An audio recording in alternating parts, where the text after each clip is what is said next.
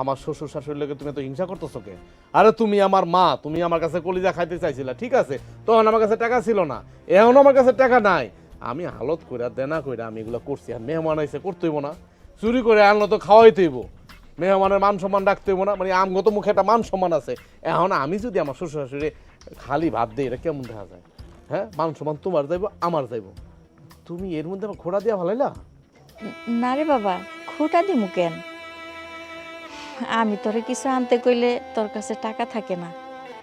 আজ এত বাজার আনতে টাকা কই পাইলি, হেডেই ভাবতাছি।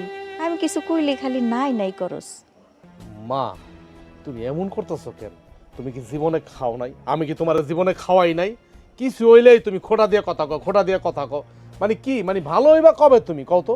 তুমি তো আমার শ্বশুর বাড়ি কাউরে সহ্যই করতে পারো না, তুমি আমার বউরে সহ্য করতে পারো না, আমার শ্বশুর বাড়ি কাউরে সহ্য করতে পারো না, কেন এমন কেন? তুই এত বড় কথা কইলি বাপ, আমি সহ্য করতে পারি না।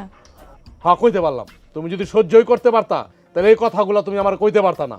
তুমি উল্টা খুশি মুখে কইতা, দে বাবা দে, আমি বাজারটা নিয়ে যাই, হ্যাঁ, রান্নাটা বসাই, হ্যাঁ, তারা অনেকক্ষণ ধরে আইছে, খালি মুখে বয়ে রইছে, সেইটা না কইয়া তুমি উল্টা তর্ক করতেছ। হ্যাঁ, তোমার কোন আমলে আমি কলিজা কিনা দেই নাই?